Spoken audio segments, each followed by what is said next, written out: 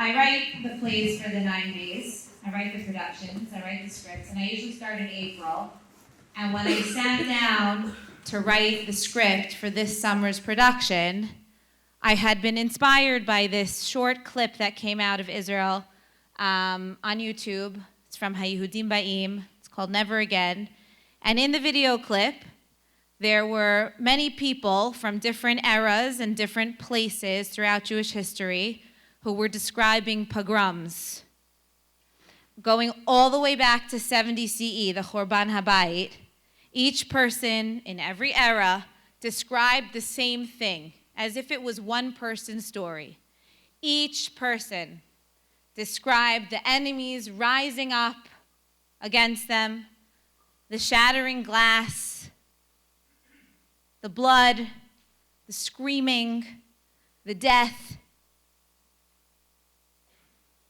And they described it in the 1000s and the 1100s and the 1200s, all the way up until today. And of course, the last person on that video was speaking from Israel on October 7th and describing exactly what's happened to us throughout history in every generation. And I thought that for this year's script, I would take that video, it's only 2 minutes, and I would write the stories of each person in that video. So I sat down to write, and it was a very, very sad play. And then one morning in June, when the weather was warm enough, I went out for a run with a podcast in my ear, and I heard the most amazing thing.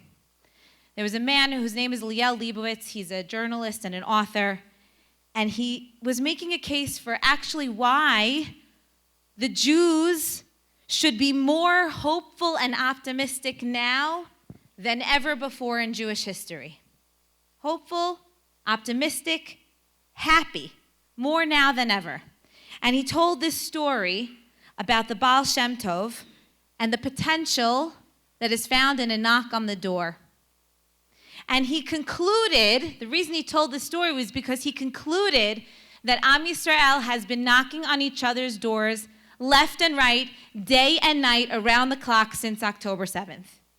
Never has the people showed up for each other ever before like the Jewish people. Never has a nation risen up from the depths of grief to show up at a neighbor's house, to offer support, to lend a helping hand. Only Am Yisrael does this. I'm sure each one of you, too, has come from a school that has collected money. You've done chesed. You've maybe even visited Eretz Yisrael since October 7th. You've prayed. You've said Tehillim. You've done chesed. Each one of us in our own way. Every single one of us has done something, multiple things, since October 7th. And that's why we should not despair. We should be hopeful. Look at our nation. We have every reason to be optimistic with what we see in our nation. So I thought to myself, he's right. Liel Leibowitz is right. This is not a year when I have to make you cry. This is not a year when I have to write a play that's going to make you cry. We've already cried. We are already so sad. We've been sad all year. And this is not a year in which I have to make you feel connected to what's happened to our nation in history. You feel connected. You know what's at stake. You open your eyes, you see what's happening in the world around you. I don't have to make you feel connected this year. I don't know a single Jew who doesn't feel very connected to what's going on right now. So I put that play away in a folder. I said, I'm not going to continue writing this play. I'm going to write a different script. I'm not going to write a script that will make you cry. I'm going to write something that I hope will make you think and maybe even inspire you to be hopeful. It's a play about the story that Liel Leibowitz told, about the Ba'al Shem Tov, about the knock on the door. He was the father of Chassidut, who believed in the spirit of our nation. He believed in the power of a niggin, like the one you're going to hear tonight, to raise the spirits of a downtrodden people. It's a story about a man who could be any one of you in this audience. Because this is a year to ask, who might need me right now? What is my role in this moment in history? How will I figure out, right now, right here, in this moment in time, what I need to do to contribute to our nation?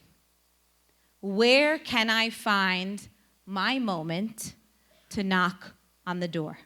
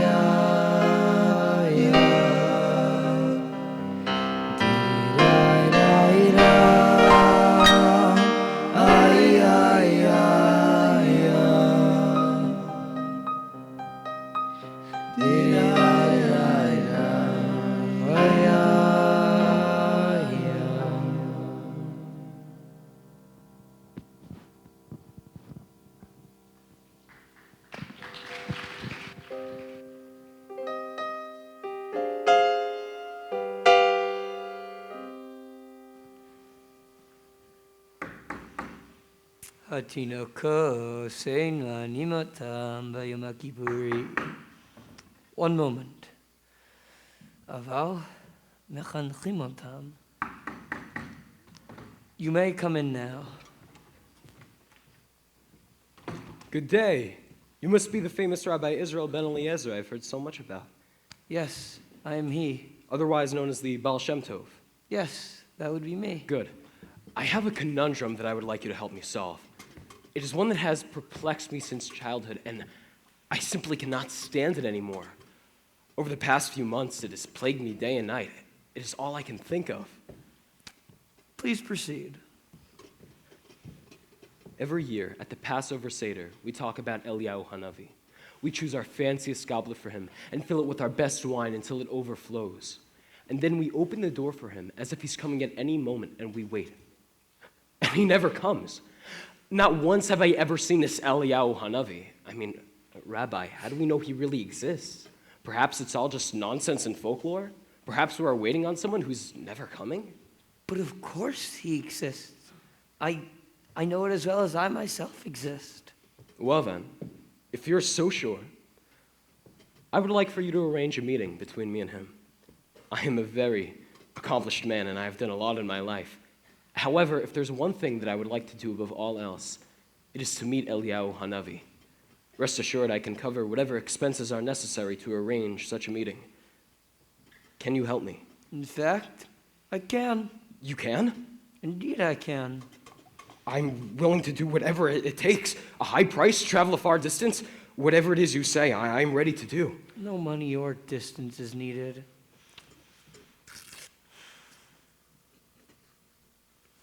To meet Eliyahu Hanavi, Yes? just go to this address and wait for him. That's it? This is less than an hour's journey from here. To think all this time I've been longing to meet him, and he's been so close all along. I will go at once. Thank you, Rabbi. Trust me, you will be paid handsomely. Oh, one more thing. Perhaps since this is an important meeting, one would say, perhaps of the making of the feast on hand, meats, fruits, cakes. I mean, you are meeting with Eliyahu Hanavi after all. Yes, of course. You're so right. I'll stop at the marketplace and purchase the very best meats and the finest pastries. A feast worthy of a prophet. No expense will be spared for this meeting.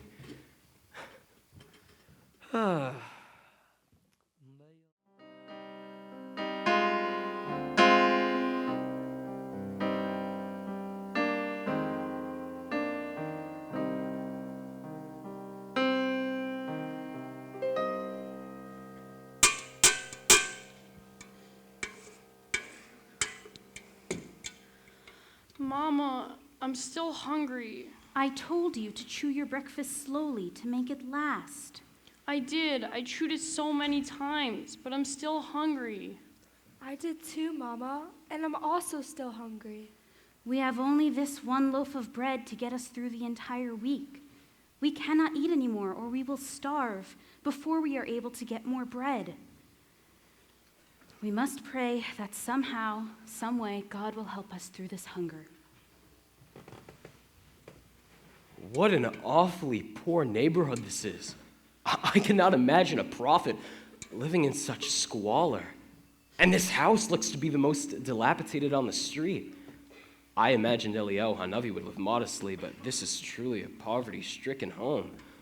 Perhaps I will invite him to take up residence on my estate for a while. Surely then he will see that this abode is too humble.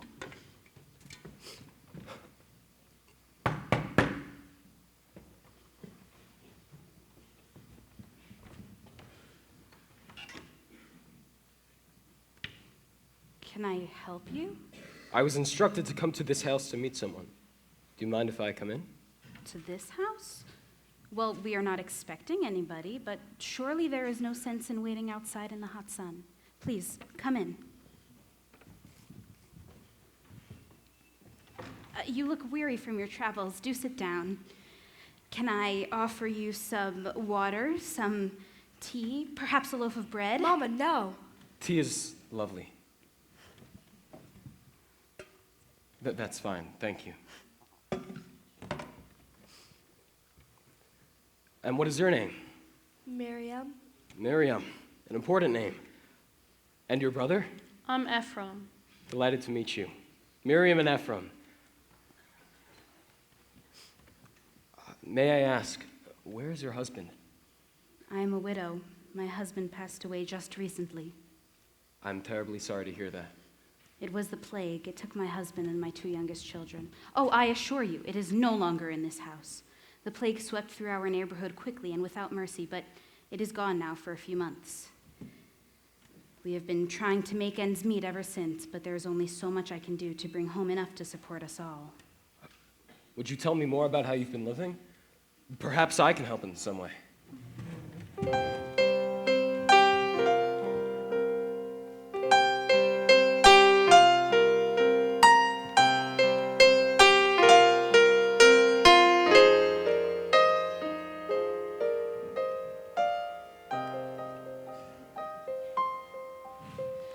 I'm sorry to bore such a distinguished man as yourself with such depressing circumstances. It is no bore at all.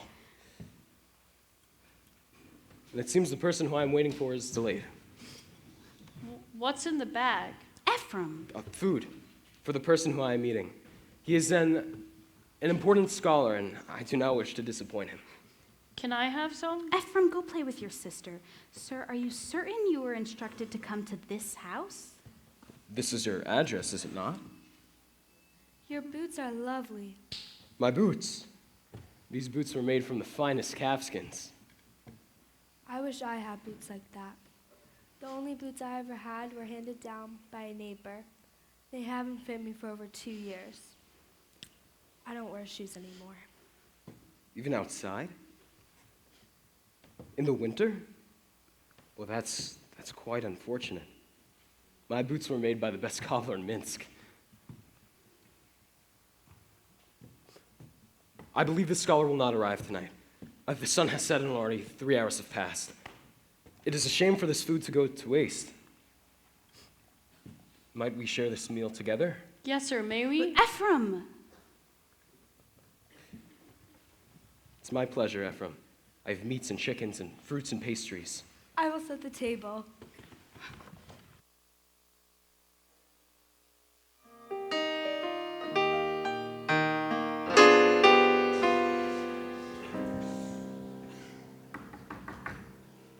אבל מחנכים אותם לפני שנה.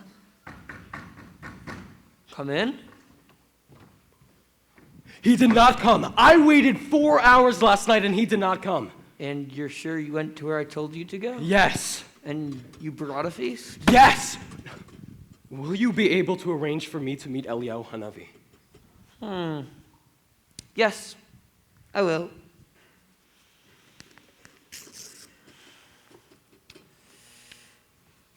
Tonight, go to this address instead. This is also not far from here, just in the other direction. And you're certain that... Yeah, I'm certain, but perhaps Yes? a fancy meal is insufficient. Perhaps a gift might be more appropriate. Of course. You're so right. A meal is insufficient. This time I shall bring the finest robes of silk and calfskin boots. Surely this will impress him. Thank you, Rabbi.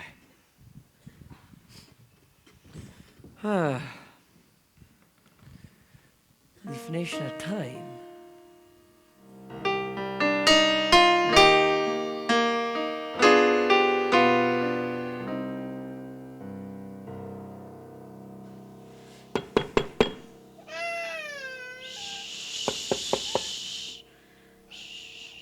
Please stop crying, Esther.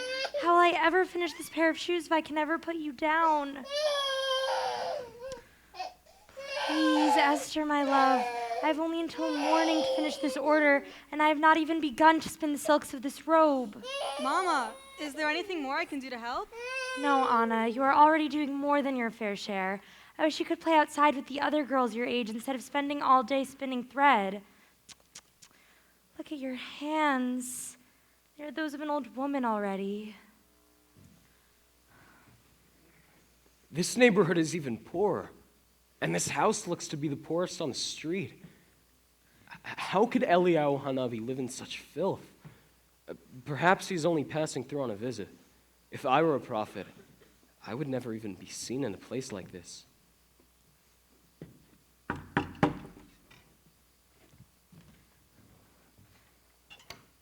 May I help you? I was told to come to this address. Yes, of course. Please come in. I'm so sorry. I've not yet finished the order. I was told you wouldn't be here until tomorrow, but... Excuse me, but I think you're mistaken. I'm not here to pick up any kind of order. I was told to come here to wait for someone. How embarrassing. Please sit down. You must be here for the landlord.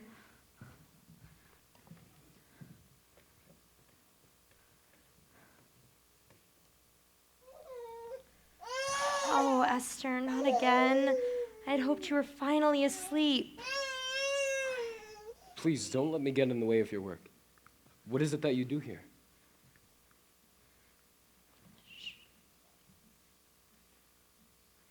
I make and mend, clothing and shoes.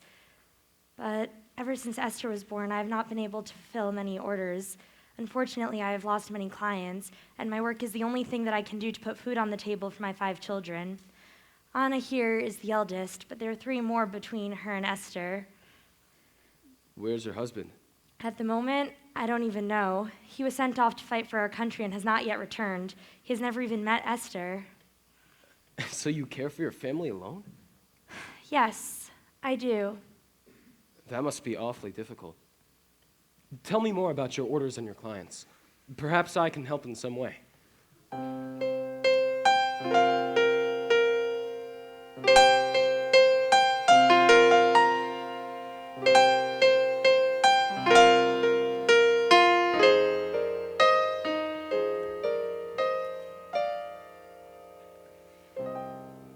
sorry to bore you with complaints and sadness. It is no bore at all. And it seems the person who I'm waiting for is delayed yet again. I shall truly never get anything done with this baby who needs to be held day and night. Mama, please, let me help. I can hold Esther while I iron the linen. I believe this person will not come after all. And what a pity, for I've brought him in the finest silks and calfskin boots the city has to offer. To my mind, a man who neglects official business and is late to his meetings is not worthy of such luxuries. Perhaps you might want these. Sir, I couldn't. I couldn't. I insist. He would be remiss to decline the insistence of a man like me. I will take my leave now. How can I ever thank you? There's no need. In fact, for some reason, I feel as though I should be thanking you.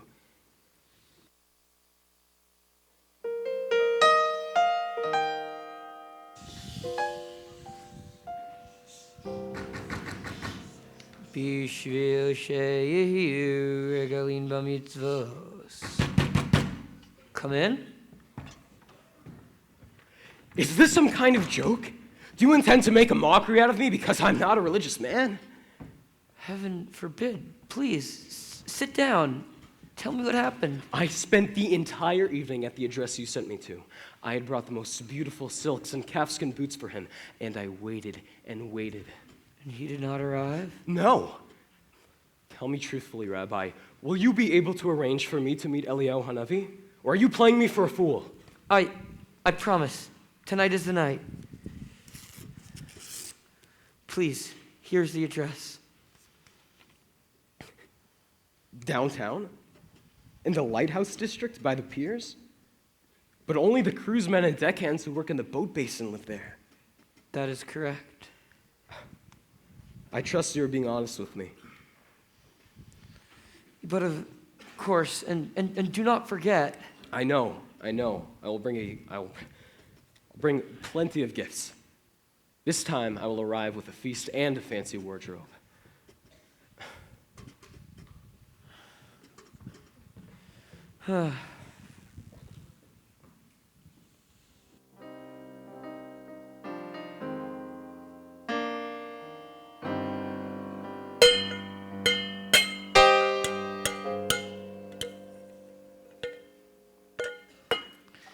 I'm sorry, my dear. There's nothing left.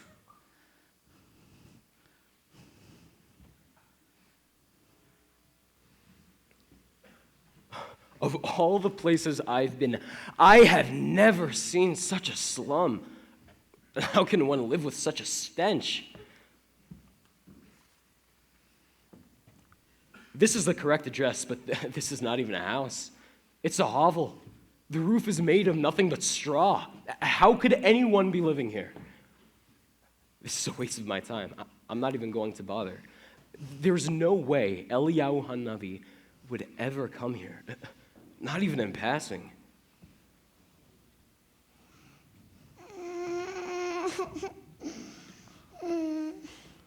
Mama, it has been 2 days since we have eaten.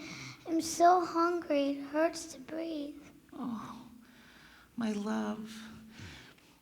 Don't worry.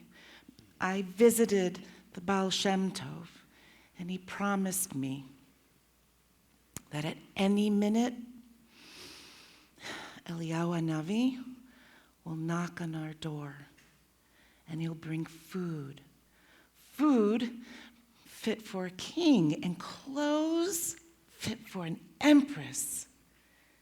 Any minute, there'll be a knock on the door.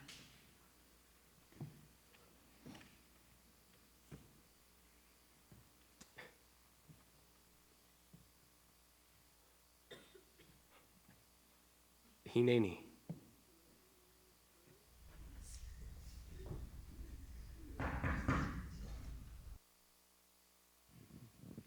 Greatness lies in the unexpected.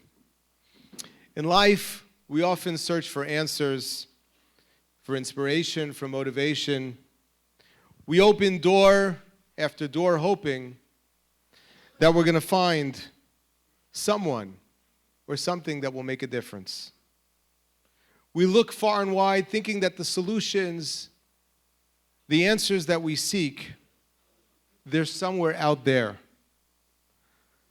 But sometimes what we're looking for is very close to us. Sometimes it's even inside of us.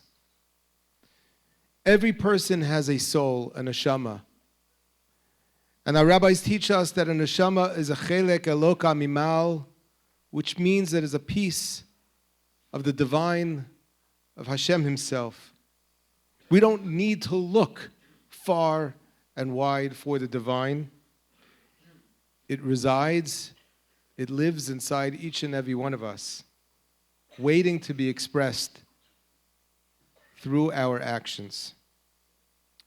The wealthy man that we met tonight was seeking Eliyahu Hanavi in all the wrong places. He looked for him in places of wealth and comfort. But where did he find him? In the simple, struggling homes of those in need.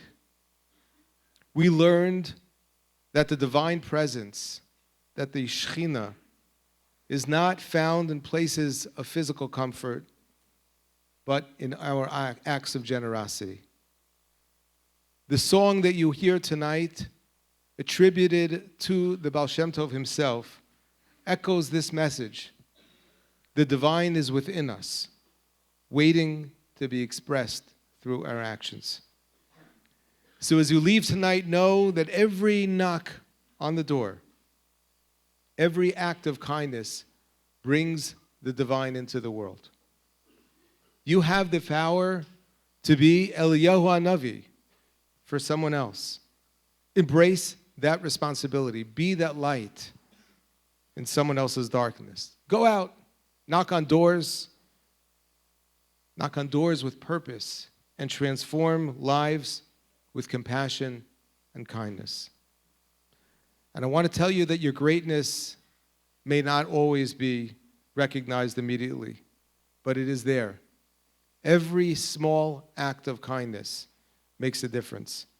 It builds a powerful force of good. You can make a difference just like the Ba'al Shem Tov. Step forward, knock on the door, and know that you have the potential to make a difference in someone else's life. And one of the most powerful things that we can do, especially during these difficult times, is to pray and recognize the power of prayer that lies inside each and every one of us. It doesn't begin, nor does it end with that. But before we leave this evening, we're going to recite Tehillim together. Let us capture this moment and try to access the Eliyahu Hanavi inside each and every one of us.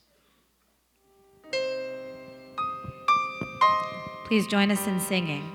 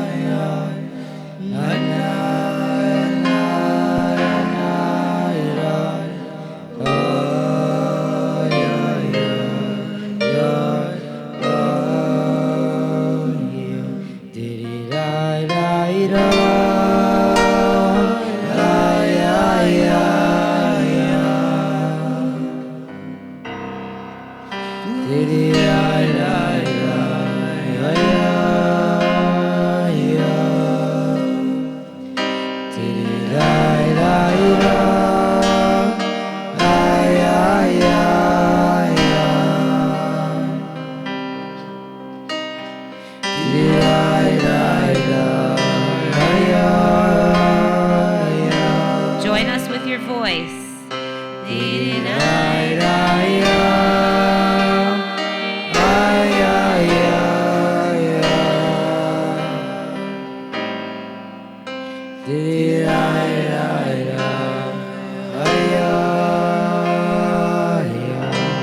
In silence, please rise for Tehillim.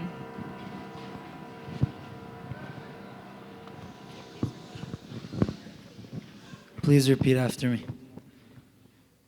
משכיל לדוד, ביותו במערת תפילה. קולי לאדוני אזעק, קולי לאדוני אתחנן. אשפוך לפניו שיחי, צרתי לפניו אגיד. בהתעטף עלי רוחי, ואתה ידעתי נתיבתי, באורח זו אהלך, תמנו פח לי.